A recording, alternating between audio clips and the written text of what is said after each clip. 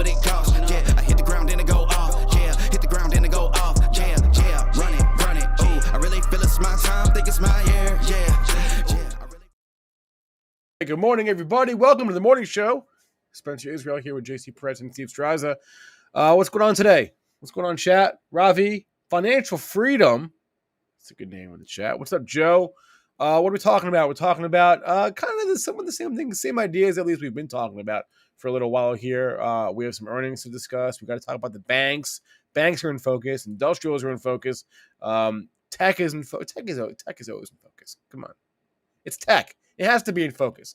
Today's guest, Michael Nels, will be on the show at 8:50, so about 20 minutes from now. Kimmy Sokoloff at 9:15. Patrick Dunawilla from the chart report at 9:30. That's the rundown. Drop me a like. Hit that thumbs up. Let's go.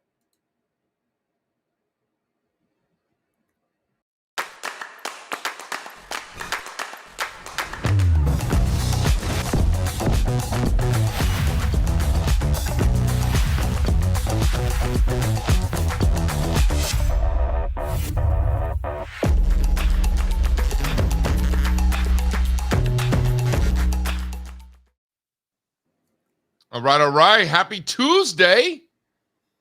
I got my thinking cap on a little bit, Straz. As usual, I got more questions than answers. What are you thinking about? I'm thinking about interest rates. And I like how you smirk. You're like, here we go with the bonds. You know, I can't have a legit conversation about the stock market, not just in this environment, for the record, those of you who know me, in any environment. It's hard for me to have a real conversation about the stock market without talking about, how bonds influence that and how bonds are impacting that. The big question recently has sort of been, while you were away in Asia, a big question that I kept asking all of our guests is, man, these large speculators are so short bonds. And at consensus, they've never been more short bonds ever in history. Do you want to bet with them? Seems like everybody's shorting bonds. Now Ackman's coming out there shorting bonds.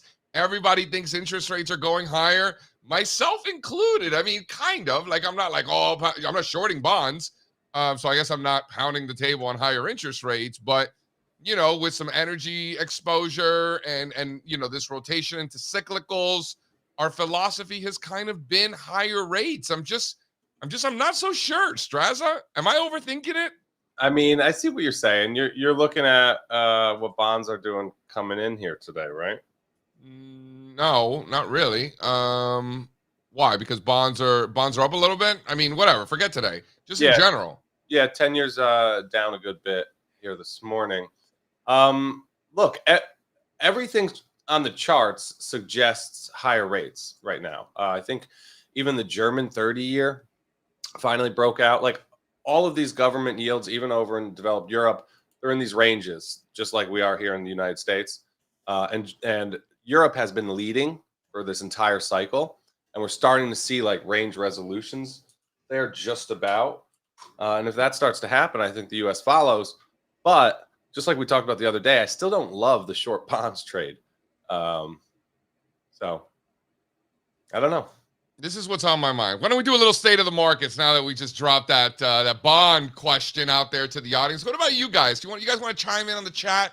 How do you guys feel about this bond situation? Is it just a foregone conclusion that the U.S. 10-year yield is going to head higher and just short bonds and the hell with the whole thing? Or is it a little bit different and the commercial and the large speculators at consensus are going to be wrong like they usually are? I don't know. We'll call it a bond bomb. All right, here we go. Ooh, bond bomb. The way you.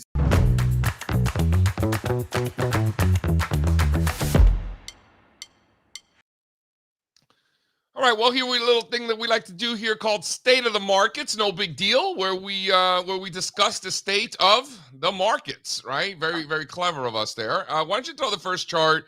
I just think it tells a very clean, simple story we've been talking about for the last several weeks. The NASDAQ 100 and the S&P 500, very tech-heavy, very growth-heavy. There's the black image of doom there with Spencer Israel. Nice black image of doom. Oh, I thought we had it today. No, we got Fonz some new internet stuff, and I thought that maybe Well, might solve I guess it. we thought wrong now, didn't we? It's all right. I always have a plan B, right? I love it. I love it. All right. So this to me, this has kind of been the big theme over the last several weeks. Why we've been raising so much cash, why we've been getting more defensive. And it's the NASDAQ 100 and the S&P 500 running into overhead supply. It's that simple. I don't know how long it's going to take demand to absorb this overhead supply. Could be a day, could be a week. I doubt it. It's probably going to be longer, probably months. Maybe quarters, maybe years. I have no idea. I don't think it's going to be years. I don't think it's going to be quarters either. I think maybe more weeks and months is sort of the window of demand absorbing overhead supply, but I don't know. This could be messy for a while, and part of the sort of thesis that we want to be betting on the field, right? It's not the Magnificent Seven or whatever. We want to be betting on other areas to take over leadership in the back half of the year, perhaps an environment where the indexes grind sideways for the next several months. But underneath the surface, you have huge winners. You have huge losers, but also huge winners. So a stock picker's market, if you will. Maybe this is that. Maybe even a sector picker's market. And then the big catalyst that's really been putting some pressure on stocks is the United States dollar. Why don't you throw that up there so you can see exactly what's going on? Is this the most important chart in the world once again? I mean, I think it's both of these. I think it's S&P and the NASDAQ stuck below overhead supply. And then here's the catalyst as to why stocks have been struggling over the last several weeks. It's really that strength in the dollar. Now, is it the strength in the dollar that's putting pressure on stocks, or is it the fact that stocks are under pressure? Money's flowing into dollar as a safe haven, right? Chicken or the egg. It doesn't really matter, right? All right. But Question both. for you, based on all these super important charts. If the dollar rolls over here, violates those, pivot lows 101.50, breaks lower, is the S&P 500 and the NASDAQ 100 above that overhead supply you're talking about? I think so. I think the negative. I mean, listen, how long have we been talking about this negative correlation? Anybody who's fought me on it, anybody who has bet that negative correlation is going to come to an end has lost money, embarrassingly so. And our consistent bet that the negative correlation will remain in place even when it diverges a bit, and we're betting on it to return, that has consistently been a good bet.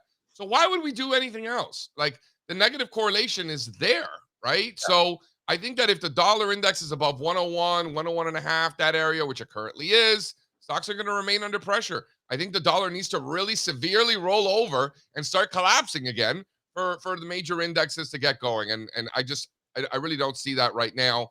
And then here's a great chart. Ian Cawley in the house dropping this one yesterday. Crude oil versus gold with the U.S. 10-year yield overlaid on that. Talking about some of the strength that we've been seeing in gold making new 3-month highs. Definitely not gold. Oil making new 3-month highs. Gold continuing to struggle. It's interesting. Even when the dollar was weak, gold just couldn't get going. So it's more about a real rates. We talked about this yesterday with Larry. Real rates are really what are dominating gold, or the reason that gold's not getting going has nothing to do with the dollar. Apparently, it's really a function of higher real yields that are putting pressure on gold when gold's looking for lower real yields, and we haven't seen that. Which, Strazza, if the large speculators are wrong, which they usually are at consensus, and they are the most short bonds in history. Mm-hmm. If they're wrong, which they usually are, yeah, gold's the buy. No? Gold is often the wrong vehicle. Gold is when you think it's going to be a buy. Gold is a potential buy. How about that? Fine. Yeah, that would make sense. Okay. This is what I'm thinking. Listen, I have more questions than answers, but this is what I'm thinking. Right? Hold on. I got a couple more charts, and I want you to weigh in. First, the bond. Here's the bond chart. Zoom out. When in doubt, zoom out. Here's the benchmark, 7 to 10 year. Right? And still below 100. Below 100, you can't buy bonds. Right? But if we start breaking above 100, that means rates are collapsing. That means bonds are ripping. Collapsing? Right? Yeah, maybe. If the IEF gets back above 100 and is holding above that and is ripping, yes, I think rates are collapsing. Yes. No? I don't know. What do you mean you don't know? They're literally the inverse. It's the rates and the bonds. They could be resolving lower from a range, but maybe not collapsing. Fine. Maybe that was a little aggressive. Fine. But in that environment where rates are maybe not collapsing, but breaking down of the range, go to the next chart. Crude oil is probably not doing well in that environment. I'm looking for crude oil to do well in an environment that rates are going higher, which is kind of gets back to all these large SPACs are super short bonds. And if they're wrong, which they usually are, I think oil probably rolls over is sort of the idea here. Now, again, these are just questions. I like to focus more on what's actually happening versus the things that potentially could happen. The mistake a lot of investors made this year is, yes, this could be the end of the entire financial system.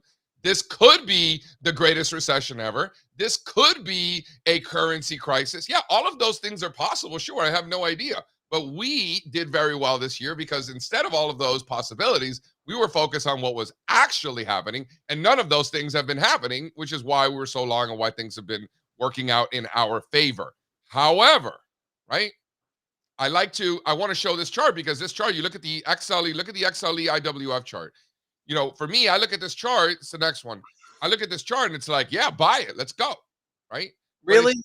These are the ones that I was saying yesterday were a little tactical.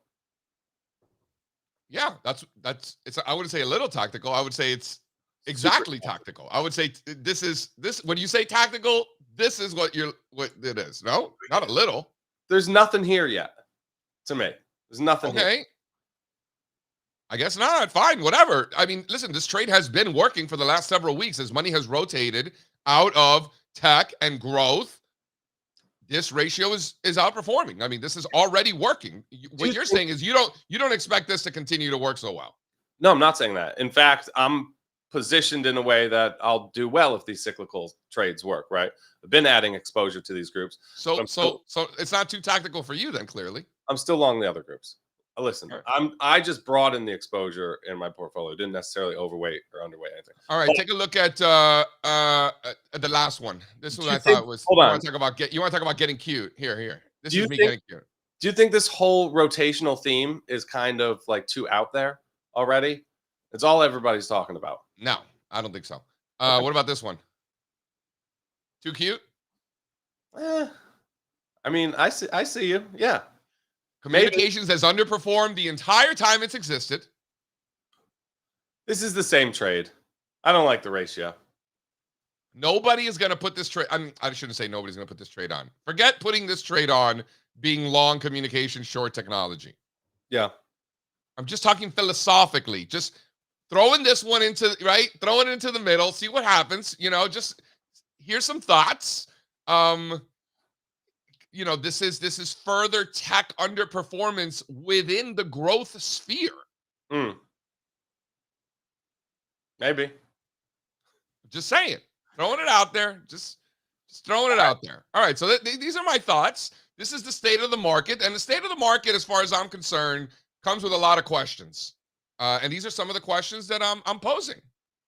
People want answers from you, not questions. Sorry, bro. I don't got all the answers. I never have. Right. I got a lot of questions, though, because technical analysis, contrary to popular belief, does not give you all the answers. But it sure goes a long way in helping you ask the right questions. I'll tell you that much. So you're done? I'm never done. I can go on forever, but you can go ahead now. Is a wrap. Listen, there was a good question in here. Someone was asking what sectors? What are the sectors that you're talking about? It's not just energy, right? Explain. Yeah, I mean, I think you could look at parts of the material space. I mean, these like irrelevant sectors as far as the indexes go, right? Industrials, materials, energy in general. Maybe look at utilities and staples have started to catch a bit on a relative basis. Low volatility in general, which has had a terrible start to the year. Maybe taking a look. I don't have any utility stocks. There's really no evidence to be getting involved just yet. But what if rates are collapsing? What do you think? Right? I mean, look at these utility making new lows on a relative basis yesterday. New lows. Like nobody wants these things. I mean, I'm not saying I do, but new 52-week lows for utilities on a relative basis. No, Haven't been able to own these defensive stocks this year. You've severely underperformed if you have.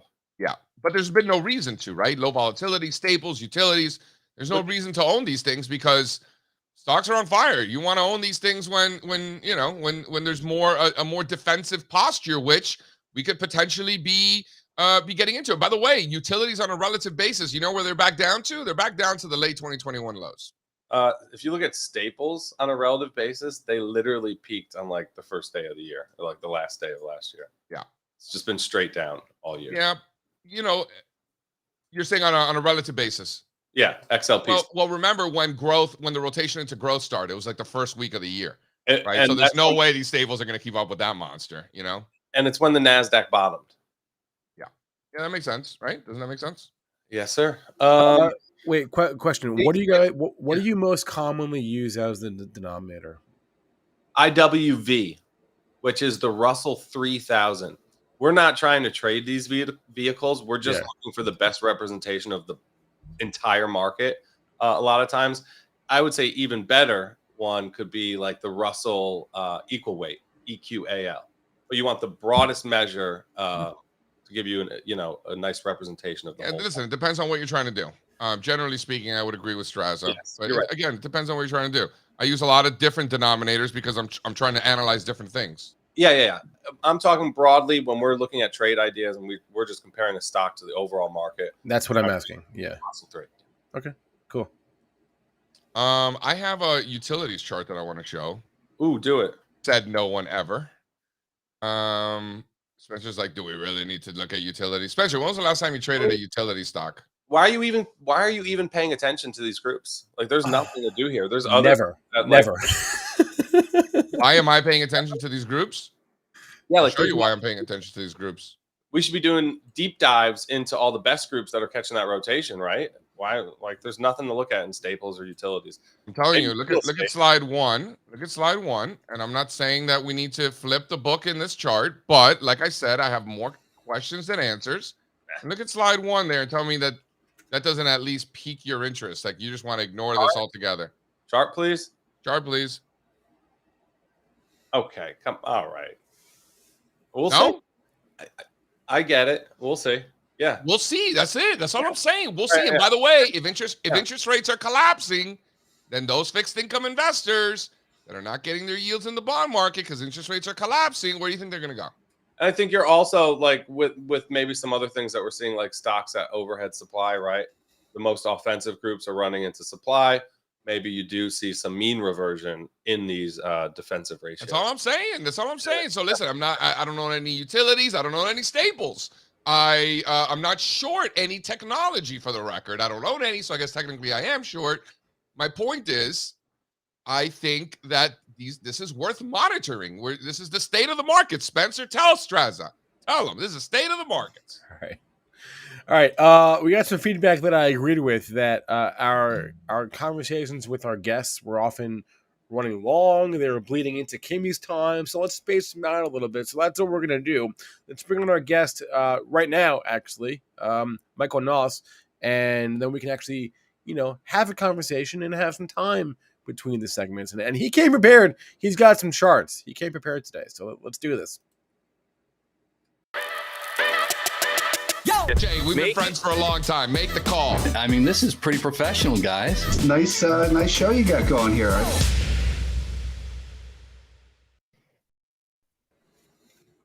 Oh yeah.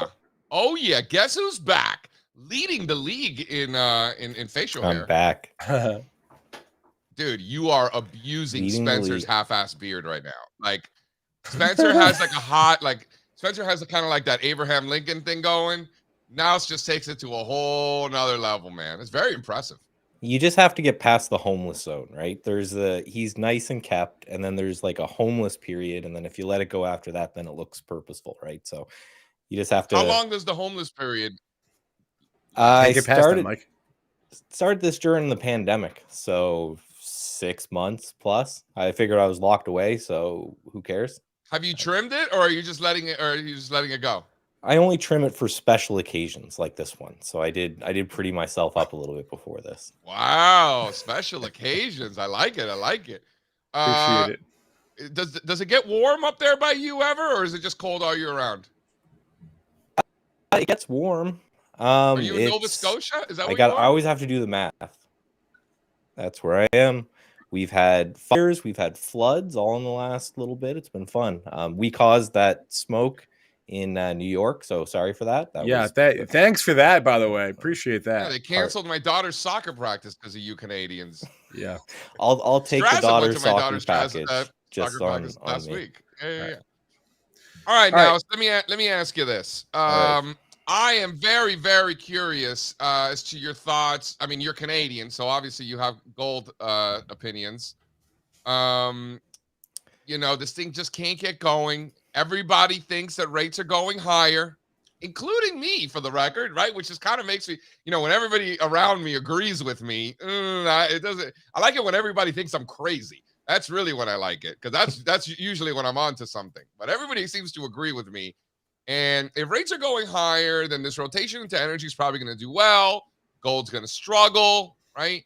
But if these large speculators, who are historically very wrong when they're at consensus, are wrong, and interest rates don't go up, they actually fall, gold seems like the best trade in that environment. Am I wrong? Yes. See how good he is at saying two completely opposing things at the same exact time? What did I say? Rates are going up and rates are going down. I think rates are going up. The problem is everybody agrees with me. I'm just saying, hypothetically. Now, talk to me. What you see where my head is at? I get it, and I've been trying to enter gold for a while now, right? I got some Canadians just constantly are trying to enter gold. Is that just kind of like a constant state of being? Give me every level. I've got my priority watch list, which is gold, and then I'm not that crazy about it, but the weekly chart, the monthly chart, you can't deny that the strength. And I'm one that I have a theory in the market where I just call like Max Payne theory, where if the moment inflation starts to chill out, that's when gold's going to rocket, because all the gold bugs for years have been saying we're going to hit hyperinflation, and that's when gold's going to rocket. And they were dead wrong. And if they're dead wrong there, then maybe when inflation starts to chill out a bit, that's when we get a rally in gold. So that was kind of my thesis behind it. But you're right. I've just been stuck in a range. I feel like I should reach out to my buddy Sean, that you guys know very well, and start asking about maybe selling options or something, because it just can't get going. The last time it's hit, I'm just looking at GLD just for a proxy real quick. What is it, 190 on GLD, like 3 times, and just keeps rejecting from there. So, if you want to be safe, I think you just gotta have to wait for a strong close above 190, or start buying support. And Is there a gold stock that doesn't suck? No, especially a lot of the ones up here. You can go to. Well, what are some of your favorites, really? What are Alamos? Alamos is one of the least shitty ones. Alamos. Trying to look through. What's that? here. AGI? Is it still AGI? AGI is a big one. I always like to, when gold starts ripping, and I can't think of the names off right now, but I do have a list of really junky Canadian gold stocks that trade on. We have, that must be a long list. It's a pretty long list, but we have our venture list, and then we have just the Canadian Stock Exchange, which is kind of like Pink Sheets, right? It's just the where all the junk goes, and that's usually where I go to, or like Neo, right? Which again, so if the regular Toronto exchange is not junky enough, they got an extra junky exchange. Oh yeah, we have our Pink Sheets, our garbage. That's on there as well, but I'm just looking through some of them now, and they all look junky as well, right? I like the asset, and I'm weird on this. Like if gold's really ripping, you're gonna get more beta, you're gonna get more juice out of the junky names. But 100%. If you want to actually trade it or hold it for the long term, I think you're better off just dealing with the asset, because we have, like, you guys have, crappy poop coins, we'll call them. I don't know what I'm allowed to say here, but you can say shit coins. Shit coins up here. We have don't Canadians have the same shit coins? Isn't this a global phenomenon? It is. We have shit miners though. So like, if you go on our version of CNBC, BNN, all of the commercials are these tickers that you never heard of that are gold and silver miners that just they're spending more money on advertising on financial news networks to buy their stock than they are actually mining the gold. So, Mike, Heard of that. you send over some charts. I want to bring one of them up here. Well, what is this pie chart that I'm looking at here? all right, so you guys are top down. You do top down, you do intermarket. This is a bit ugly just because I threw it together right before we got, but I'm bottom up with algorithms. So basically I will build, and this is where me and Strazza always butt heads and back testing and all that stuff. But I have a relative strength algorithm. And basically what it does, it ranks markets by what I consider strong. So using different indicators and chart patterns and basically trend. And then it just spits out, and this is what I do with my consulting with trade ideas, it just spits out results and says, here's a list of stocks ranked based off of this algorithm that I came up with. Now, I wanted to show this chart specifically because it's ugly. When things were taking off and things were moving, this pie chart looked like basically all AI names. It was all semiconductor names. It was all big tech names. It was all these really big focused ones. Now, if you look at it, it's pretty much everything, right? I cut out all the bottom sectors. So this is just the amount of stocks that are on this list based off of sectors. And you can see it's just a bit of everything, right? We've got a little bit bigger with pharmaceutical prep. We've got a little bit bigger in oil and agriculture and that kind of thing. But it's just a hodgepodge of everything, which I think kind of confirms a lot of what I've heard JC say too, where this is kind of just an everything goes. I hate the term stock pickers market, but it seems like that's what this is showing, where it's not just one sector pulling us up anymore. There's winners and there's losers, and there's stuff that are showing up on the reverse, the weakness of this algo, and it's everywhere. So Michael, I love what you're saying. You're saying it's a broad rally and there's opportunities in almost every sector. I told JC the other day that I own stocks in just about every sector, which is not true, but a lot of them. Yeah, because we went through each sector and there was like half the sectors he didn't own stocks. But I think that this chart speaks to that point pretty well. Yeah, and I was, again, if you looked at it when it was before, it was all semiconductors, right? The whole thing was semiconductors and big tech related stuff. But I also have charts of the top ranked ones if you guys want to look at that. But this was the main thing I just wanted to say. Hey, everything's going on right now, which is fun for us because we get to really go through hundreds of charts and try to figure out what's working the best and what's not. I just don't think big bets on single events is going to be the move going forward. I think it's going to be many small bets on many different small sectors and many different small events. We do a lot of scans too, as you know, and the best information that I get from these scans is never about any one individual stock, about market internals, right? And the underlying strength or breadth, right? Well, and that's why I like ranking stuff like this. Like I actually came up with this idea when I took the CMT and they talked about Ned Davis Fab 5 ranking system, and everything I'd done before and all the scans and everything I'd built before were all binary in nature, right? Show me if a stock is over this, or right, show me stocks that had a bunch of insider buying or this type of thing. But I really like the concept of like a weight of the evidence ranking. It doesn't have to be over the 200-day moving average, but if it does, give it a couple points. And it doesn't have to be near 52-week highs, but if it does, give it a couple points. And you get a broader sense of that. So when I say algo, it's essentially scan, but I was actually able to go through and say, if you just rotated your portfolio into the top handful of names here, you beat the market pretty much every year. And just showing what we know that relative strength kind of works over time, right? Yep. A few of these here, Mike, you sent over some specific ideas. So so these are the top couple names.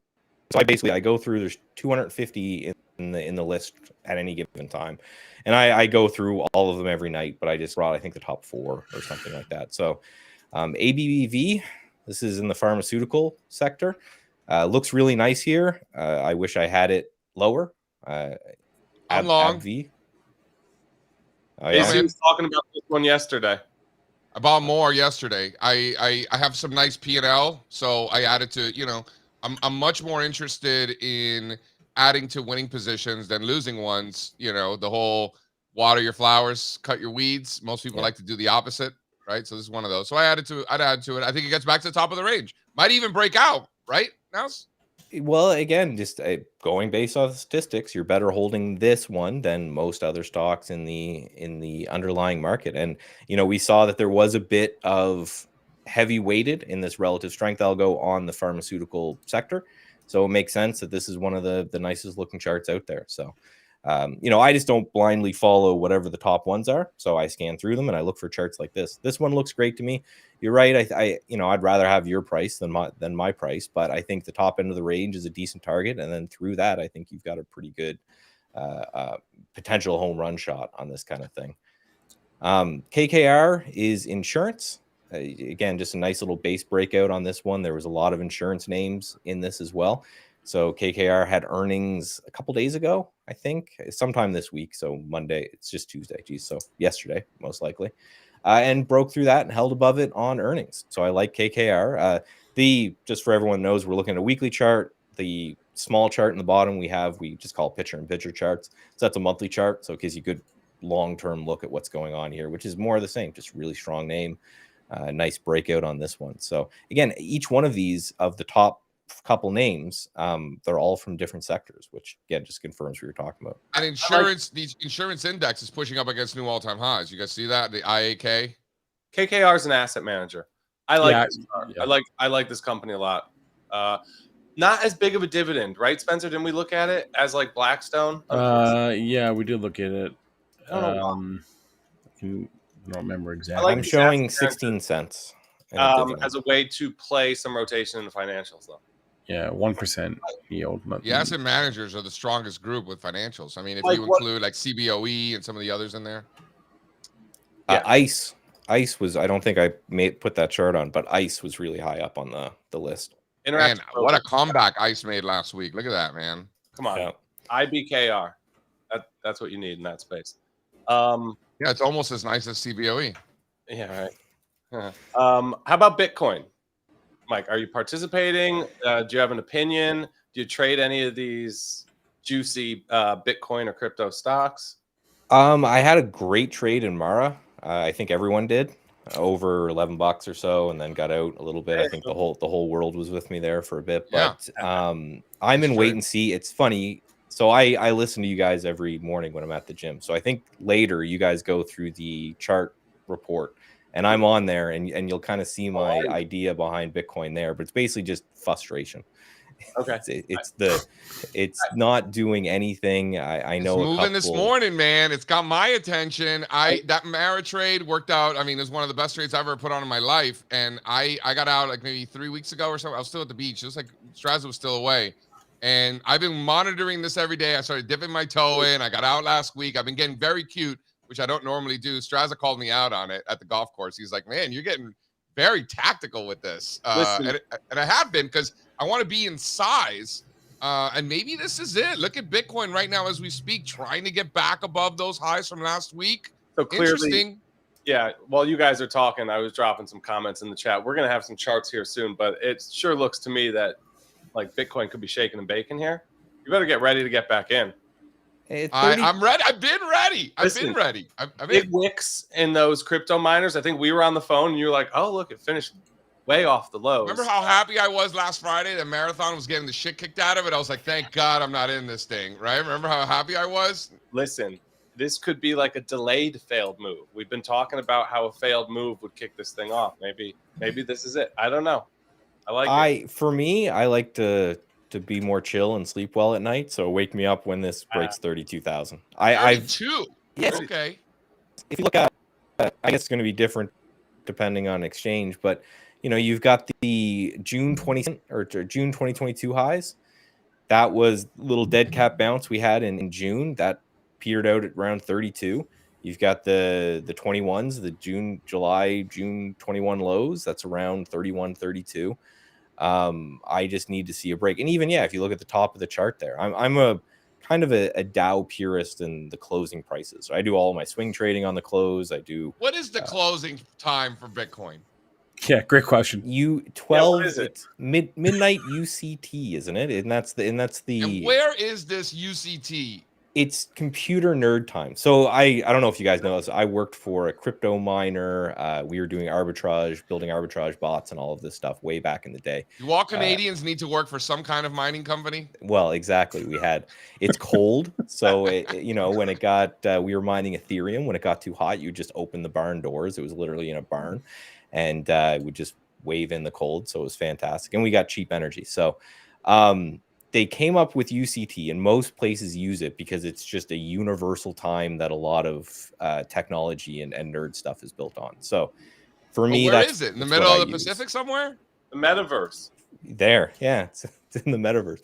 I don't know where it is physically. I just know that it's like all computer clocks use it to some degree. Everything's a plus or minus this one, and it's just one of those things that it's accepted standard. Oh, UCT is the successor to Greenwich Mean Time. Okay. Oh, maybe they use that. Yeah. Greenwich Mean Time was, it went through Greenwich, England. Oh, not Connecticut. No. No, Strazza probably wishes, but no. No, I know what Greenwich is. Greenwich, England. All right. Yeah. So, and if you look at most charts and you look at most exchanges, they will use that time. Most exchanges roll over around the same time. Some get cute and try to use Eastern. I think Coinbase or something might do that. I look at Kraken myself because I don't think I can use Coinbase up here, but most of them will use this time zone. All right. Interesting. Mike, I like it. Any final thoughts for us, and tell the people where they can find you? Well, Stats Edge Trading is my website, but you can just Google Michael Noss CMT and find a bunch of stuff. I do YouTube and Twitter and all that. Final thoughts is just keep up the good work, man. I'm heading to the gym after this. I watch every day at the gym. I think you guys are doing great work. It's finally good to see a TV station. It's something for me to watch where it's not, news and macroeconomics and all this kind of stuff. It's here's what's actually happening in the market. How much you benching these days? I'm gonna go for 230, I think. Okay. Looking good. A fairly new dad, so I don't want to pull anything. Right, I got to be able to pick up my kid when he gets home from daycare. Pull it up 230. All right, that's cute. Call me when you hit 300. Okay. The weights, that's a good video. Let's have a contest. The weights in JC's basement have cobwebs on them. Yeah, I was about to say. I was using them yesterday. Are you kidding me? I'm putting up some weight. That's why we should do that live stream. We can have a little contest. I like it. All right. So how many we'll do the NFL combine 225. How many reps you could do? All right. Sounds good. But you have shorter arms than I do. I got longer arms. It's like, What? you're like an offensive lineman where you just have to go up an inch. I'm like, Aren't I taller than you? Didn't we meet at the CMT? I thought I was taller than you. He's a monster though. He's like large in weird ways. Oh, I don't know. Yeah. A gorilla with long arms and we'll leave it at that. All right. Thanks a lot, Mike. Thanks for having me, guys. All right. We love it when our guests come prepared with charts. Okay. A few more things to get to, but before we move on, I just wanted to plug. Yeah. We got some earnings here. I wanted to plug, if you go into our YouTube chat, at the very top of that chat, there's a pinned comment. We have a new, pretty, beautiful, functional website. If you go to our website right now, there is a fun little surprise waiting for you. Stockmarketmedia.com. I'm doing a little bit of a giveaway today. Not for everyone, just for one person. So go to stockmarketmedia.com. Stockmarketmedia.com. What is this? The link is. What are you doing? The link is in the chat. I'm giving something away. What are you giving away? They got to go to the site to find Are you out. kidding me? Oh my god! All right, can we do earnings now? Yeah, we got a few of those. Do it. Just a couple.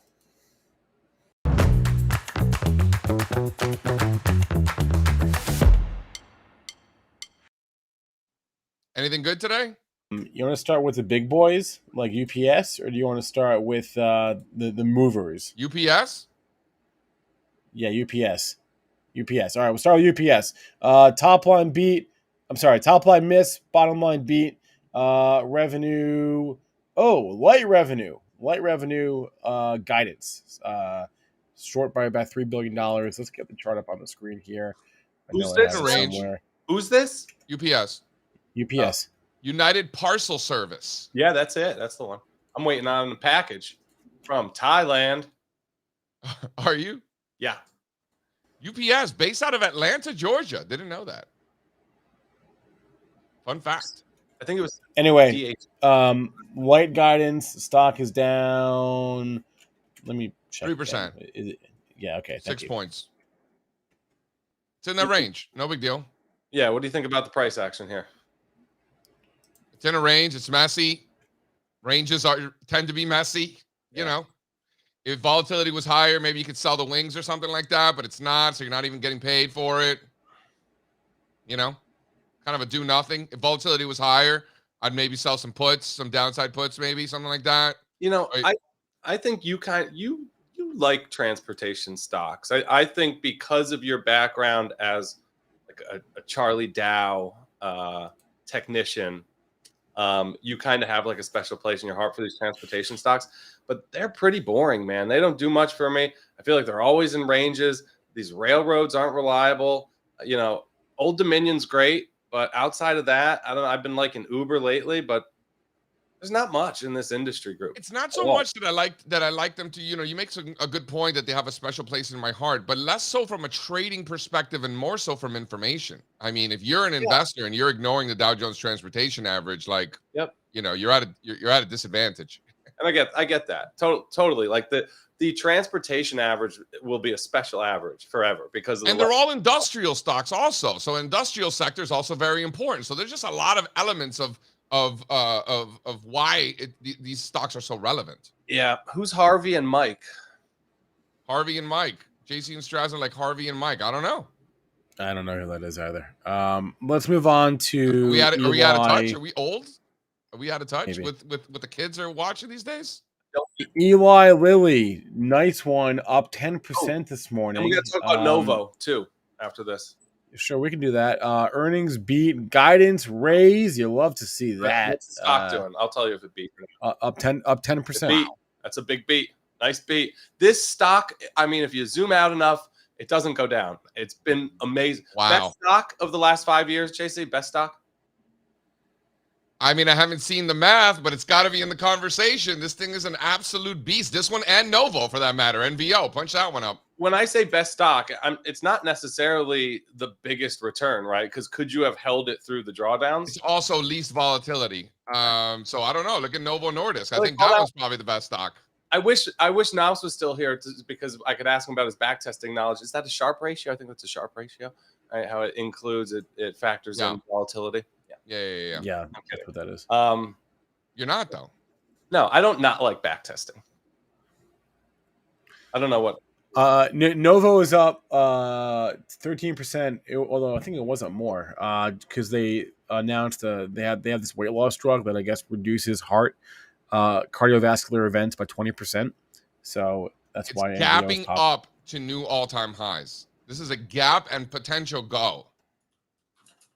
What an absolute beast, this Novo. Do you have the chart or do you want me to put it up? No, I don't have it. Man, this thing is such a freaking beast. I'm not even going to go back a long time. I'm just going to go back. So this is from Denmark, for those of you who are unfamiliar. So if you are interested in increasing your Danish healthcare exposure, this is the way to do it. I mean, look at this thing. Slide 1 there. Put that up. Wow. So this is that consolidation that we've been seeing over the last 4 months or so, and we are now gapping substantially above that. It's indicating pre-market 183, up 13% or 22 points, which would put it 10 points above the former all-time highs. Wow. Let's see. What is the dividend on this thing these days?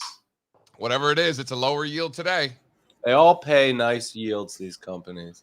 Pays 1%, gives you nothing. But why is it only paying 1%? Because the numerator has done so well. Right. It's even less than 1%. But yeah. Well, it's like 1/4%. I'm sorry, 3/4. Higher yield, but because price keeps going up, the yields, right? It's not. Yeah, of course. Penalize companies for paying a lower yield because the stock keeps going up. Like, JC, you know this. We say it all the time. You don't. All right, I'm not gonna say you don't want to buy, but I'm less interested in stocks that are going to pay 2.5%, 3.5%, 4.5% because they tend to not work out as well as the ones that are paying you 1%. So you don't make money. You don't. Here's how it is. You don't make money in dividend stocks by buying stocks that pay high dividends. You make money in dividend stocks by buying stocks that keep increasing their dividends. Yeah. Anyway, right. nope. But hold on. What's this huge trend that's just not stopping with this? What Novo Nordisk was some sort of weight loss news. Is every drug maker under the sun launching a weight loss drug or acquiring a company to do something in the weight We loss? should start a hedge fund. Weight We loss should start a Yeah. hedge fund that invests in the companies that kill people, like McDonald's and all these, all these other fast food chains, and then Coca-Cola, all the sugary stuff, right? What's the convection company? Well, Novo. Mondelez. Yeah. And then Hold on. we invest the other side on the companies that Cigarettes. cure them. Novo owns both of them. There's two. There's Ozempic and there's this one from this morning. Wegovy. I don't know. They're all doing weight loss stuff. I see it in the PRs every morning. Yeah, but Novo owns both of these things. That's why. When you So, say both of these things, what do you mean? I know both of these weight weight What's loss. the other one? Ozempic, and the one from this morning is Wegovy. I don't know how you pronounce that. So they own this market. That's why the stock looks the way it does. I'm telling you, these Danish folks, they're doing something right out there. They know. Let's do one more, and then we'll bring Kimmy on here. Disaster of the day is Just think about, DDOG. Just think about these Danish folks, right? We know that they're healthier than Americans, but imagine they're sitting around the table, be like, look at these fat Americans. We can make so much money off these idiots. Like, that's what they're thinking, and they are. Oh, so Lilly does weight loss things also. This isn't just an earnings reaction. This is sympathy. Maybe. Makes sense. That makes sense. That's cool. I mean, they've been trading together, to your point, right? Sometimes it pays to the upper right. Sometimes it pays to know the fundamentals. All right, let's do one Who's more they? quick. I said it pays to know the fundamentals. I don't think so. Actually, no. Let's do it after. Let's bring Kimmy on now. She's here. Let's see what she's watching today.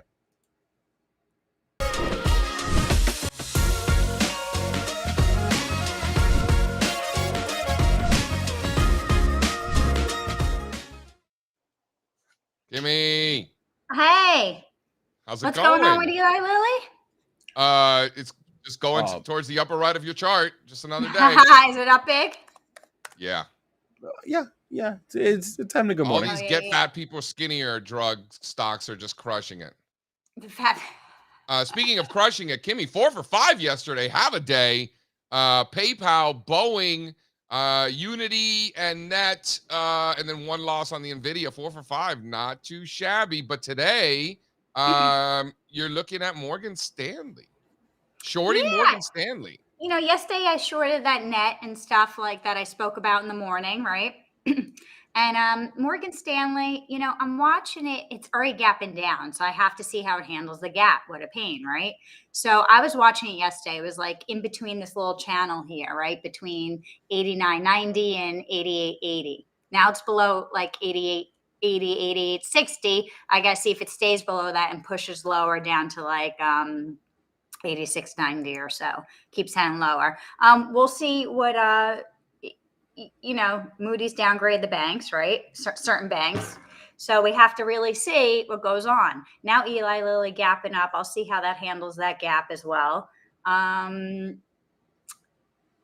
Let's see. Baba What about the indexes, Kimmy? Because you mentioned What? Qs and you mentioned Qs in your morning note. How are you feeling about these indexes? They seem stuck below this overhead supply. They're very stuck, but they keep holding on. So it's the Qs are jumping to 375, which at the end of the day, that's where it closed, right? And then it dropped down yesterday around 371. It keeps staying in this channel. So it's like, I feel like there's not much going on, whereas I could choose, we're stuck. So it's like either it needs to pick a direction and pop up and fill that gap above in the Qs up to 380, or needs to pull down lower to 370 and maybe 368. It's stuck. So I feel like there's the opportunity is a little smaller with certain stocks right now. Meta has a nice flag. I talked about it yesterday in the room. It's just, it's not getting going. We'll see if it breaks above 316.50 or 317. Yeah, or so. hanging in there. Agreed. It's hanging in there. I looked at it yesterday, couldn't get going. Roku has a nice flag going on. I looked at that this morning. Yeah. UPS is gapping down, but it's, it was at 173 like in 2 hours ago, but I wish it would have stayed down because I see maybe it's a gap play. I'm going to watch it. It's hard because it's earning. So sometimes you could get stuck in a gap play or not. I guess we could see if this Eli Lilly stays up. You think it's like a gap and go or what? I think the Novo could be a gap and go, and the Eli Lilly too, for that matter, because they're really trading together. Let me ask you this, Kimmy. Let's take a step back for a second. Here we are, in August, right? It's August. It's not February. Can you believe it? It's already August. I can't believe it. It's not September. It's not October. It's August. So trading is light. I mean, look at the SPY volume. Everything's light. Like, this is the time of year that the big PMs go on vacation. I mean, listen, they're always watching their portfolio. They have people watching it for them. They're watching it, even if they're on vacation, but they're away. Some of these guys take a month off, right? They're not off from the market, but this lighter trading, there's no volume. So people talk about no volume, but it's also summer. It's, next few weeks, kids are going off to college, kids are back to school. So parents are taking advantage, they're taking advantage in a way. So the volume's not there. So it's like, we're just like kind of drifting. So the market's really not going down. It's not going up. Yeah. Maybe it picks a direction soon. I would argue that the longer that it does that this month, the healthier it is. Yeah. Generally speaking. Definitely. Yeah. Definitely. Not picking a direction, kind of just churning sideways in August. Probably not a bad thing. Probably bullish structurally. Right. Not so bad. So we'll see what goes on today. I don't really have that many exciting things on the list, but maybe hopefully that changes. We're in the dog days. It's a function of the environment, right, Kimmy? Yeah. Right. That's why, some days before, a few weeks ago, you see me 7-8 trades, which is crazy, which is a lot. You had 5 yesterday. And yeah, I had 4 or 5. My notes show 5. I think 4. It would have been 4 if you wouldn't have lost money on that NVIDIA. So NVIDIA, I was in from the gap down on the Fitch downgrade. So I got stuck in that, and it downgraded, and I added to it. I missed my 440 buy, so I bought it at 445 and 448, and I should have kicked it out. It kept stopping at 455 yesterday. Kept stopping numerous times at 455, and I should have sold it. I was hoping it would have pushed through. If it went to 460, I would have been up like 4 points, but. I'm just busting your chops. You were 4 for 5. Hell of a day, Kimmy. Hell of a day. All right, guys, if you want to trade along with Kimmy, she's going into her private trading room right now. If you're on your desktop, you can use the QR code on the screen. If you're on mobile and you can't scan because you're already on your phone, go down to the description of this video. The link is in there. It says join Kimmy Sokoloff's live trading room. Click on that.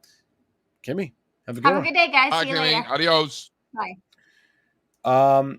Update on the contest, the giveaway I was doing. Congratulations to Nicholas. Nicholas was the first person to email me with the subject T-shirt as per my instructions, and he will get a free shirt of his. Which shirt? What shirt are you sending him? I will send Nick the options, and Nick will choose which shirt he wants. Oh, someone's getting a little swag. Pays to pay attention. So anyway, stockmarketmedia.com. That's the address. We're trying to, we just launched this site like a week or 2 ago.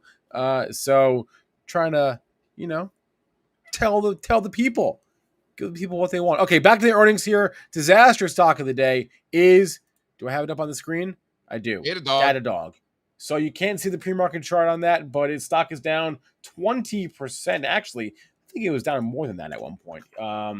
It's bounced a little bit here. Anyway, you never quite know what the market's going to react to in an earnings. Sometimes they care about bottom line earnings. Sometimes they care about top line revenue. Sometimes they care about margins.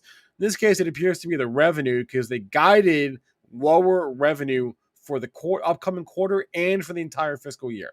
So, the earnings, the backward-looking earnings, they were fine, but the forward-looking revenue guidance was not fine. This was a darling of the post-pandemic ripper in tech and growth. I mean, this is one of those. Like, I remember thinking Datadog, what a stupid name. We should buy it, Right? Like, I remember thinking that in my head. Like, what a dumb name this is. It's definitely going to work, right? Listen, this is it was that kind of environment. Remember? The shittier it sounded, the better, right? Pinduoduo and like all these ridiculous things. I'm with you. No, this is a real company. No, nobody said it's not. Dude, Yes, it is. This is a favorite of a lot of smart fundamental people that I know. It's one of the reasons I don't look at those fundamentals because they're getting smoked. Listen, I think this one, maybe it's an opportunity to buy it at lower prices. Like we have support drawn here. What is it, a software? Yeah. 34 billion. This is not nothing. Not anymore. All right. Let's talk about Beyond Meat because JC would like that. Okay, hold on. The last one I had was Palantir earnings. Speaking of conspiracy theories, earnings. They have earnings, 5 cents per share, which is in line with the estimate. Sales came in a smidge light, but their guidance was good. They gave good guidance. They actually raised their revenue guidance for the year, and on top of that, they authorized $1 billion buyback. So stock's barely moving pre-market. Well, that's all right. What do you want to show, Strazza? Oh, wait, Spencer's going to tell you about the Beyond Meat earnings report. People just can't get enough of this. They love their fake meat. Fine, can we get a chart, please? Beyond Meat. It wasn't on my list because I know we don't. JC doesn't care about this. No, I do care about it. I care. I care so much. Like I care. What I care about is why people want to poison themselves with fake meat. All right. The biggest takeaway here is that they said they're probably not going to be cash flow positive this year. Shocker, I know. Anyway, EPS, they lost 83 cents per share last quarter, which is 2 cents below the estimate. Sales, $102 million versus $111 million estimate. So not great. A miss on the top and the bottom line, which you don't see that much. What was sales? 102 versus 111. Officially, this company is not one we're going to talk about anymore because it is under $1 billion. So when they, what I'm interested in is when they start making vegetables out of meat products, like carrot-shaped, right, meat and stuff like that, right? Like I want vegetables that are made out of meat. When they have that, then I'll be interested in. But the other way around, when they're making fake meat out of vegetables, killing people with their soy products or whatever it is, no thanks.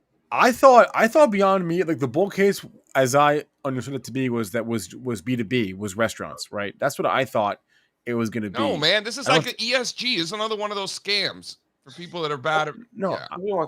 I'm saying the bull case for the business was the restaurant business. I don't know if that's materialized. I think Impossible Foods is more the restaurant supplier. Wait, Beyond Meat is. You mean like people are going to go out to a restaurant and order this? What do you mean they? Yeah, they do. No, I don't think so. They eat it at home. Well, I think that's most of their business. Yeah, but like McDonald's had the Beyond Meat, whatever the hell it was called, right?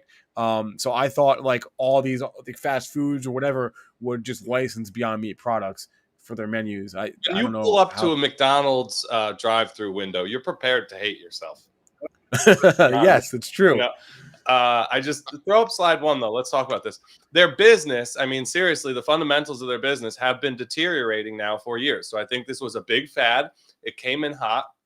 And the revenue trend, if you compare year over year quarter, they've been down across the board for the past 2 years now. So this trend, at least for the time being, has very much peaked and rolled over. So what is this revenue? It's going to be tough for a stock like this. Listen, these software stocks and these other startups, they come and they consistently grow at 15, 20, 25, 30% a year, right? And that's why their stock prices look the way they do. If these guys have already peaked in terms of their top line, this is a stock you're going to want to run from. Listen, guys, I got to hop quickly. Before I hop, can we just do the hot corner real quick? Big transactions coming in, not these piker purchases, real transactions. What's going on here? You're leaving me? Yeah, where have you been? Did you not check the doc? JC has to leave at 9:30 on Tuesdays now. Every Tuesday? No, not every Tuesday. Just today. That's what you said. Not every Tuesday for the foreseeable. Hot corner. So hot right now. All right, so Strazza, while you were gone, we had a few days while you were gone where there was like one transaction of like 120 grand, 200 grand, 180 grand. I'm like, these piker purchases don't get me going. And then today I wake up and I'm like, hello, you got the CEO buying this biotech, 2.5 milli. Then you got another Form 4, this John Childs guy buying another 2 milli. Then you got the CEO of Zebra 1.5 milli. Another energy stock midstream, 1.3 milli. This is what I'm talking about, Spencer. Now we're talking. People Yeah. making moves, Strazza, making moves. Listen, from a purchasing standpoint, Cerevel Therapeutics, the top one there, CERE, certainly stands out. You had 2 executives with a combined $2.5 million. Really like that. Zebra also stands out. You got the CEO and the chairman, 1.5 million combined. Love to see, multiple purchases at the same time, but these guys are obviously talking when they do that. My favorite one from today's list, though, is Markel Corporation, I'm sorry, MKL. So you throw that up, CEO, Form 4 filer, maybe not the largest purchase you'll ever see, but this chart looks great. Financials are working. These guys are like in a niche insurance space. I think they insure like treasuries. So the stock is already in a nice uptrend. It's breaking out to new all-time highs, and we have the CEO of the company adding more in the open market on a breakout to new all-time highs. You don't see that every day. So I really, really love this. I think you could buy it right here at 1,500. Oh, I didn't realize that JC actually left. Good one. While you're doing that. EPD was the other one. We had 2 more that you highlighted. EPD was one. EPD, listen, we like energy right now, right? So obviously this is going to stand out. One of the directors of EPD is out here buying more than $1 million worth of stock. I think you can jump this, right, and bet on this base really shaping up in the near future. I think you could jump this and get in on some sort of resolution from this little triangle pattern. 27 is that level for me. I think you get confirmation at 29.50, and there's some nice upside there. This one's a slow mover. I think it's a MLP. Yeah. Oh, yeah, I think you're right, actually. And then AVDX. No. I don't know. No. All right. No. It was in the deck. No, I know. It's in there. All right. Ever. All right. We're going to have Patrick Donawilla from the Chart Report joining us in a moment. Ashish says, please show the charts. Which charts, man? Charts. And Downtown Matt Brown says, the new website's fire. Thank you, Downtown Matt Brown. We appreciate that. I love that name. Certain people, not me, worked extremely hard on that, and they deserve all the praise. So shout out to Brett and team. Okay, good job, Spencer. Guys, Spencer wants an applause. Hold on. No, I did not work hard on the website. Please, I don't know anything about how it was made. Okay, that's good. You know what I did not show? I did not show the earnings calendar, which I just wanted to for a second, only because there's so many. We obviously can't talk about all of them. If you have any, so I could see it today. Yeah, no, there's so many of them that we can't fit them all. First off, on the calendar. Second of all, we can't talk about all of them, obviously. So today, huh? I did that for you, actually. I put that in there for you, but I wasn't gonna. But you know about the top golf indicator? Yeah, right. So anyway, tonight, Take-Two, Twilio, Lyft, Marathon, AMC, if you're interested in such things. Rivian. Oh, speaking of Rivian, we had a Lucid last night. I think the report was not bad. Tomorrow morning, Roblox. Next week is retail earnings season, retail earnings week. We're gonna get all the retailers report next week, so that's always a good time because that's very often an economic. All the retailers, every retailer. Not all of them, but most of them, certainly most of them report next week. So that's any of the fast food companies gone yet, or they're all coming up? They're mostly done, I think. Are they? Well, we have Wendy's tomorrow, but let me see. McDonald's is out, right? Aren't they? I don't know. Spencer. Yeah, they're out a few weeks ago. It's been McDonald's, QSR, they're already out. Huh. Yeah, they're all out already. Whoa, not breaking out though. Okay. Ashish, we'll get some nifty charts on tomorrow's show. Okay, how about that? Nifty 50. We want to talk about India here. We could talk about India. Ashish does. He wants to talk about the Nifty 50. I've been looking through a lot of these emerging markets funds for a little thing I'm writing up, and there's some good stuff going on there. Some frontier markets too. So some nice bases shaping up. All right. Let's bring on Pat. Let's talk about the chart report. I have it somewhere here. Let's get him on the show. All right.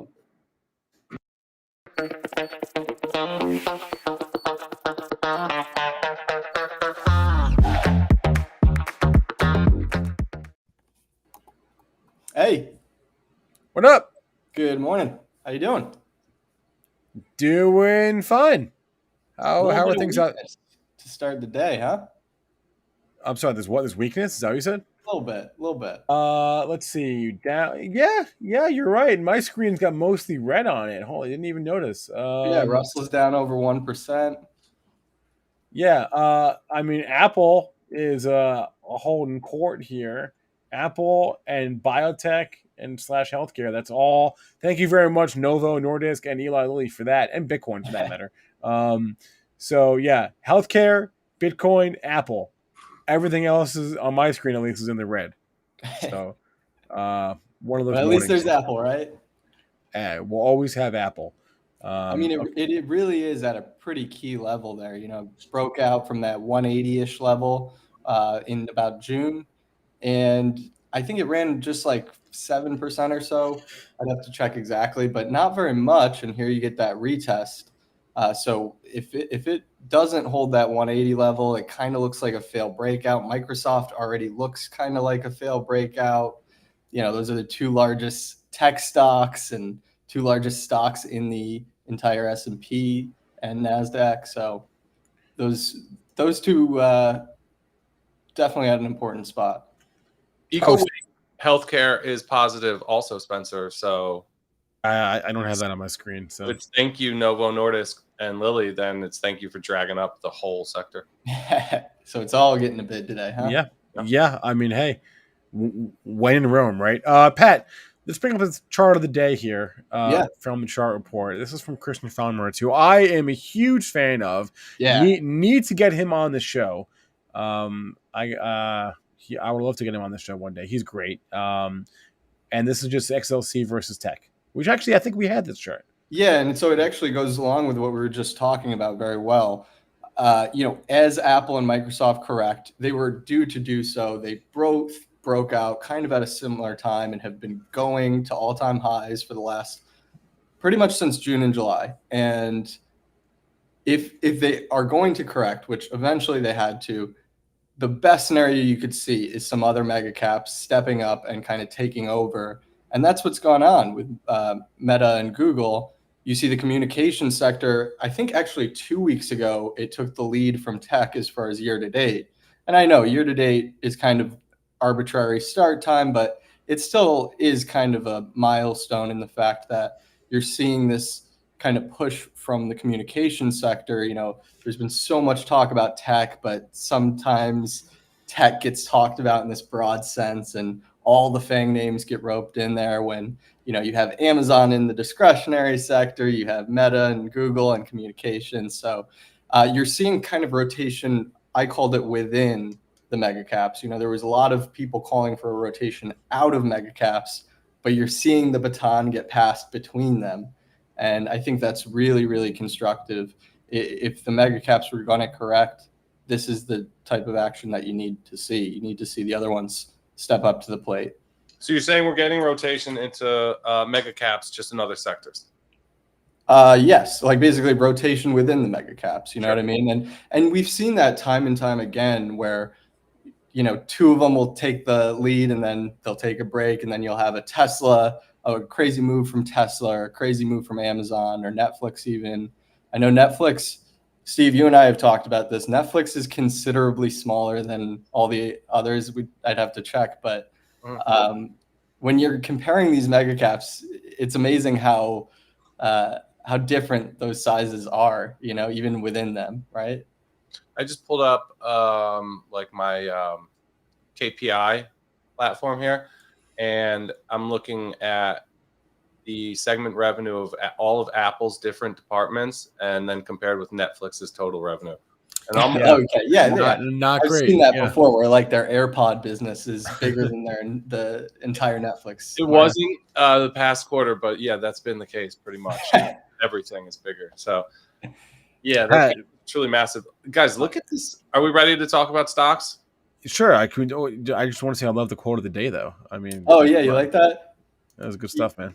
I don't know who that was exactly, but I've seen that quote before from technicians. I think that's a fairly popular one, but I like it. All right, Strazza. Yesterday too, because all right. What stocks you got, man? Do you want to share your charts or no? Healthcare looks good. I don't want to talk about charts. We can do some live charting if healthcare looks. Yeah, it looks sick nasty. You know what else? How do I share my screen yesterday? And I don't know if you guys have already talked about this, but Berkshire at all-time highs. You see that? Yeah, I read a really good thread last night on Twitter from a guy that follows Berkshire way more than I do, just really going deep into their earnings report, deeper than I would have ever gone myself. I usually just skim those things. And the takeaway was transport business not doing great, insurance much better. I think that was the biggest highlights. So, but yes. Now, how does that work? This might be a stupid question, but so isn't Apple the biggest holding in their stock portfolio? Oh, okay. So is that not Berk B? Like, I guess why I'm asking is yesterday you saw Berkshire at all-time highs, and then Apple was, just thud. So yeah, those divergences don't happen super often, right? Right. But Apple is the largest holding in their stock portfolio. They have, remember, their biggest stake. Berkshire's a conglomerate, right? It owns insurance businesses. It owns Pilot, those like the truck stops, the rest stops. Yeah. They own they just bought Allegheny. They own Geico. They own like half of Oxy. They own a bunch of energy. The stock portfolio is but one part of their business. And yes, Apple is the largest holding, not because they keep buying, because it just keeps going up. But yeah, okay, Strazza, do we have your charts up? Yeah. Do I just hit share here? Yeah, just hit share, and we'll see what you see. I hope. There you go. Yeah, I'm just looking through some of these healthcare components. If JC's talking about a logical level for something like staples or utilities to kind of stop and reverse on a relative basis, at least, then I think that trade would probably include healthcare. Pat, you feel me? Healthcare has plenty of defensive characteristics and tends to move with the more defensive group. So Amgen definitely stands out. It's kind of sloppy, pretty messy, but look, this is an important one. It's a Dow component, right? It's one of the more important healthcare stocks to the indexes themselves. Some sort of a range resolution. Will you give me this one, Pat? Or how bad of TA is this? I mean, it's a mess. You said it yourself. Like it's just been trendless. So it's just a headache. All right, here's one I'm interested in. I'm super into like the that's pet meds, right? Health trend. I think this is a secular trend here. So I'm always looking for ways to get into it. Zoetis is probably the biggest, baddest in the animal health space. Spencer, would that be right? Yeah.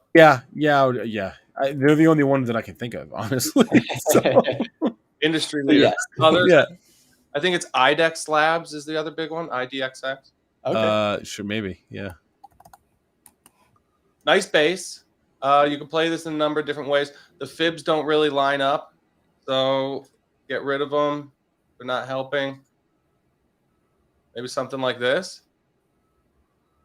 Is this one actionable? Are you a buyer? I get, again, it's tough. I think a lot of those just need some resolution. That one's not bad. I'll give you that. Buyer on a breakout here, 185. Yes, I'll give you that. All right. Because look, there's not much price memory here. No, I could see how that 185 gets you to 250. Like this could fill quick, right? So I don't hate buying this resolution.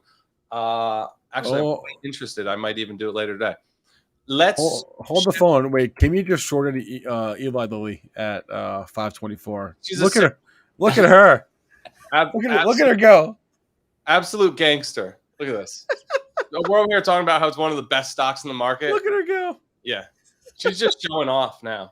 Wait, how about this fun fact from Mike Zaccardi? Almost half of Eli Lilly's total return off its March 09 low came in the last 5 months. Oh my gosh, No. dude. Oh. That's just from compounding. Dude, sequence of return to risk. Holy crap. And it's because it just got above probably former highs, no? I don't know. Is that what? I don't know. Listen, not for me. Can we talk about Bitcoin, guys? Because like it looked like we were scooping and scoring. We got a little bit excited earlier when we had Mike on, and just again, Bitcoin has done nothing for so long. Throw my screen back up, Spencer. Yeah, it's really just fallen asleep. It's up there. But Steve, what do you make of that action? Do you think that that's constructive that we've spent so much time around this 30,000 level and haven't broken down? Or do you see that as just... This is how Bitcoin's been marked up pretty much the way I've been looking at it all year. We fail and then we go. We fail and then we go. I don't see why this time would be any different. But look, these little kind of shakeout failed moves tend to be brief in nature, right? And this one has lasted an uncomfortably long time, right? This range here. And it's been so tight, things doing absolutely nothing. So if I get this obnoxious circle out of the way, you can kind of see the price action that I'm talking about. Bitcoin has been dead in the water here, pretty much straight sideways since the middle of June, right? So I'm thinking, you know, if we did get some sort of momentum back above this 29.6, 29.7 level, you know, maybe that failed move turns into a fast move higher, and we see something like we saw back here in June or back here even in March, and get a nice leg up that we could trade and trade the different vehicles like Riot or Mara. You know, the crypto miners green today, and some nice wicks yesterday. But again, you know, you would look at, actually, Spencer, can we just do the slides for these? Yeah. Do we? Yeah, we have them. Then yes. Throw up these Bitcoin slides 5, 6, 7. Gotcha. The miners are really shown really clean there. Yeah, get off my screen. My charts are all messy because this is what I actually use. Yeah. No. That's not it. No. I got it. One sec. Pat, are you buying Bitcoin if we scoop and score here? You know, I want to see. Oh, You mean if we do get above that?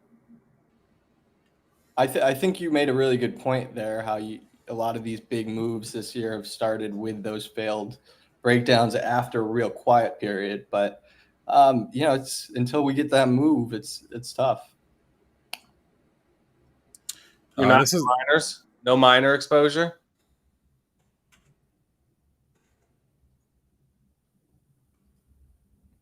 Am I talking to myself? No, you're not. Oh, sorry. Were you talking to me? I don't know if you're talking to Spence. Who the hell else are you talking to? No, I mean, definitely some breakdowns there. They got. I think it was really telling that the miners were outperforming Bitcoin itself, especially because Bitcoin has been pretty strong this year, but miners just absolutely took off. And for a few weeks there back in July, they were really, really running. I know. Rig for somebody? Steve, do you ever look at the crypto mining ETF?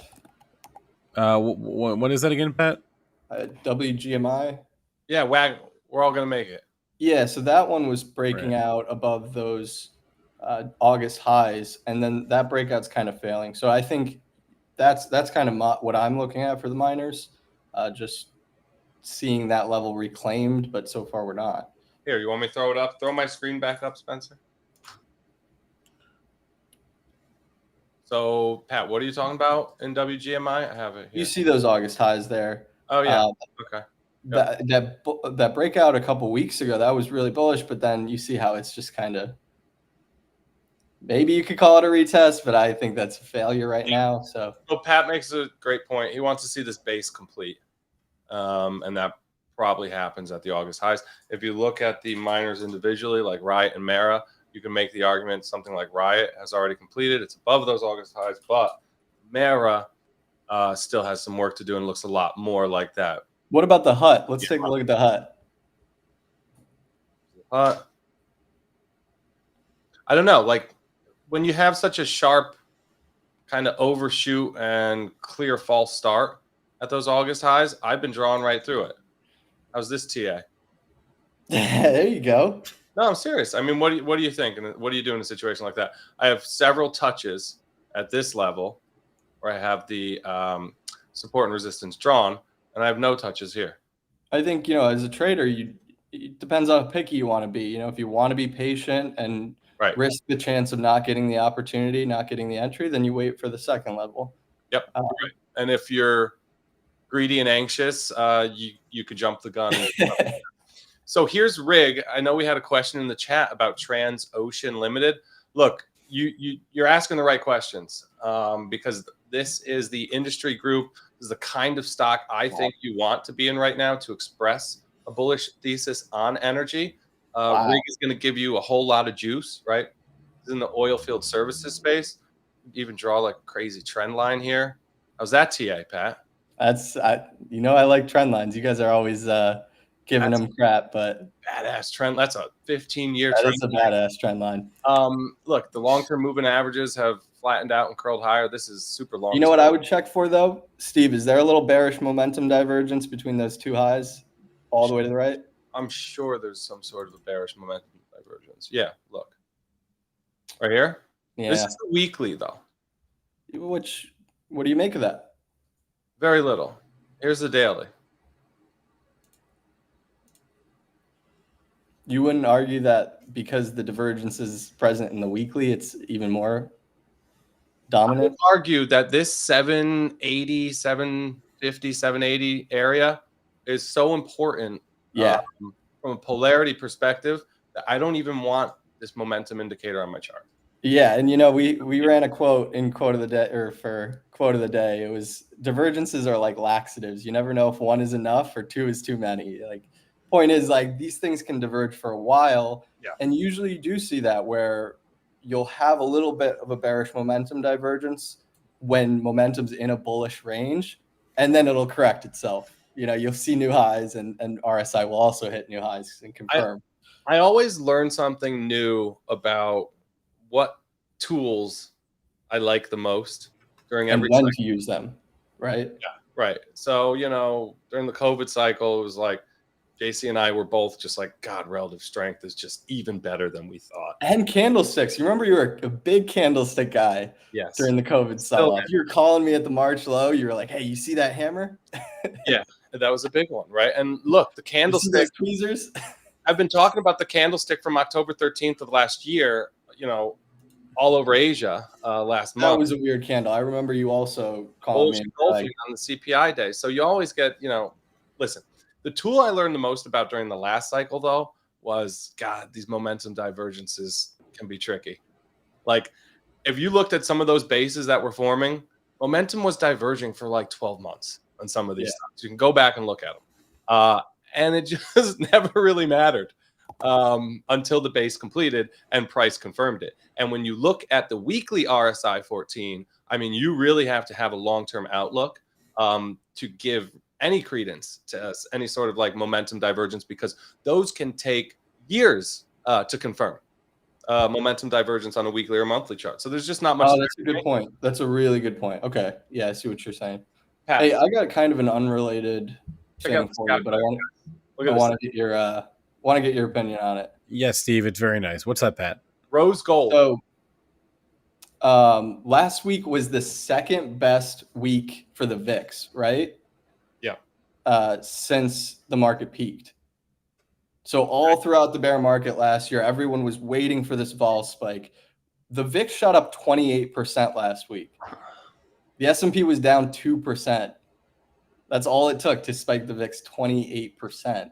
So what do you make of that? Like one of the best weeks throughout, including last year's bear market for the VIX, for the fear gauge, right? You get a 2% pullback, and people and you see the spike in the fear gauge. Am I calling that right? So the VIX spike, bullish, but they're ready to fail.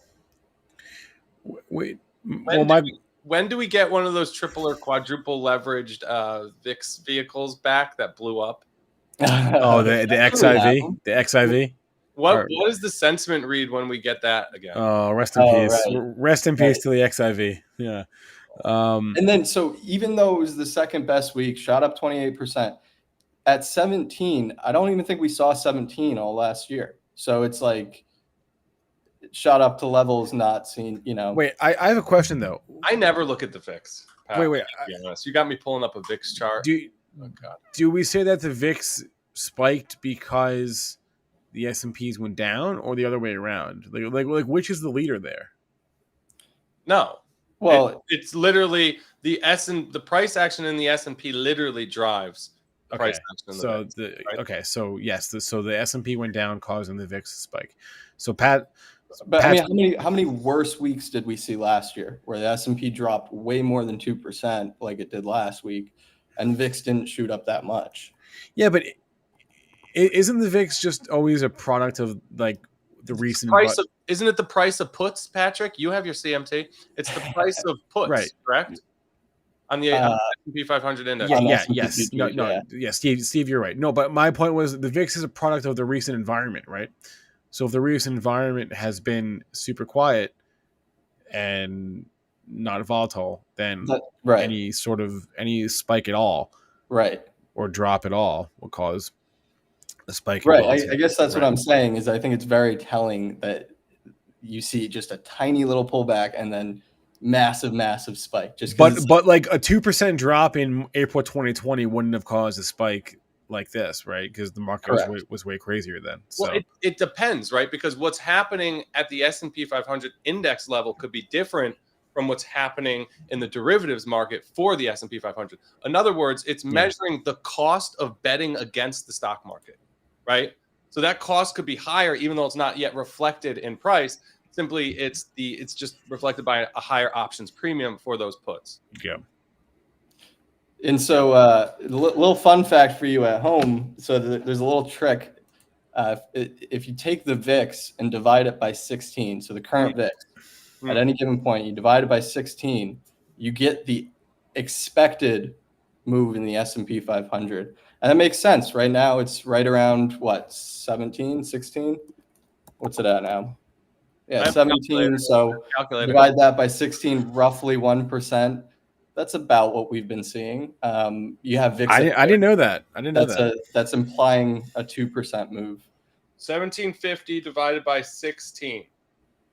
1.09. Wait, why is that? So it's technically supposed to be, I think, the square root of 252. It's math, which is the number of trading days in the year. Okay, that's all I got to say. A little fun fact. Math. All right. True. You guys want to do some quick recess and then we'll hop? Yeah. Run the. Yep. Where's my bumper?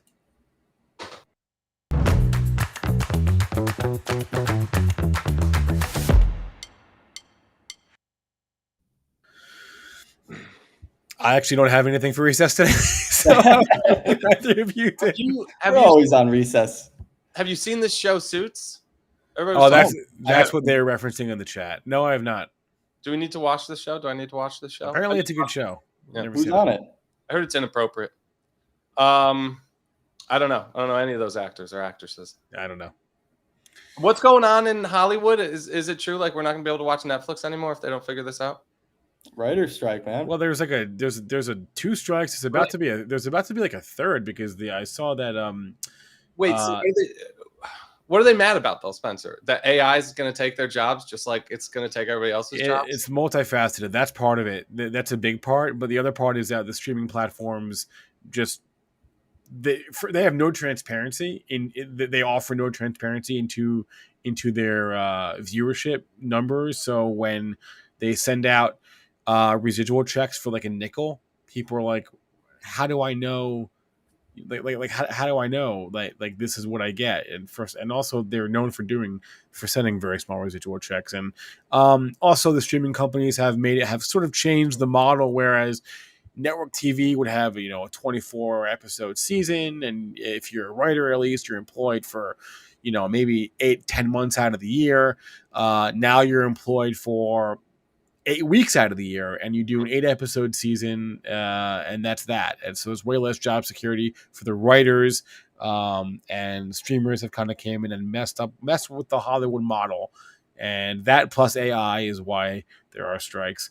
And then I saw that the special effects division at, was it Marvel or Disney, just filed to join a union as well. So I don't think they have one. So yeah, we got a lot going on over there. Basically, if you are like me and you keep a running list of all the shows you haven't watched, now's a good time to get on that list, because there's not going to be any new shows next year. So, now's the time to catch up on all the stuff you haven't watched yet. Looks like Matthew knows a lot about this too, Spencer. Hey, there'll be a morning show though. You guys aren't on strike. So. Matthew says I did a good job. Thank you, Matthew, of explaining that. All right. So what do we got? Talk to us about the agenda today. We got we got Twitter Spaces at 11:30, right? Yes, sir. All right, that's 11:30 Eastern. We got Chart Request Live, 1:00. Myself and JC, and Pardon the Price Action, which is not a live show. We record that. That'll get posted at some point around 3 to 4 o'clock today. Lots to talk about. Busy day.